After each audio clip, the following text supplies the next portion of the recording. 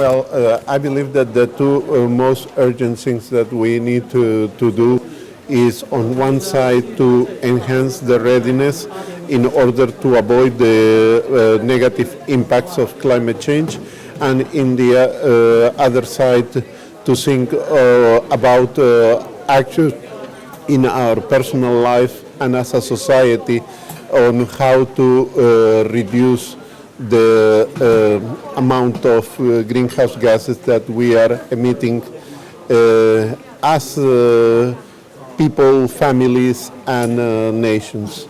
Okay. So how do you think of the heat wave? Because the heat wave is really severe and all around the world, especially in Asia. So what kind of side you have to say? As I told you, it's people need to adapt to, particularly during the hours in which there is a heat peak, try to avoid to stay long outside, keep hydrated, be always ready to access to the medical services and medical facilities, and also try to respond properly, because one issue is to have air conditioning in the whole house, but also is different if you keep the air conditioning in just a small room and you fit that room the most of the time. You use that space in order to avoid, or you keep several rooms just locked in order to make some energy conservation, taking into account that the normal response to heat wave is using a high demand of electricity that turns into emissions that are causing the heat waves. Okay. So how about, maybe you just said that there is no clean energy in the world now, so what about the renewable energy in the future?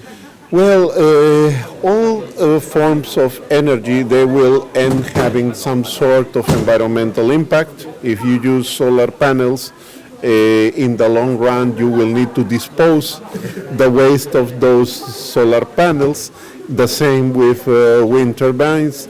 There are problems associated with bioenergy that is not coming from sustainable plantations. There are problems with hydropower when you need to flood big areas. But in all cases, there are some ways to minimize the impact.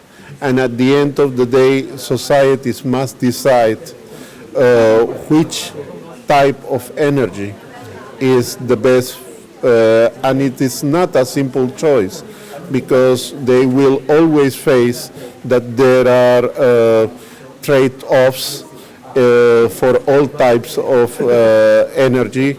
In some case, there is the risk of a big accident, like the case of nuclear.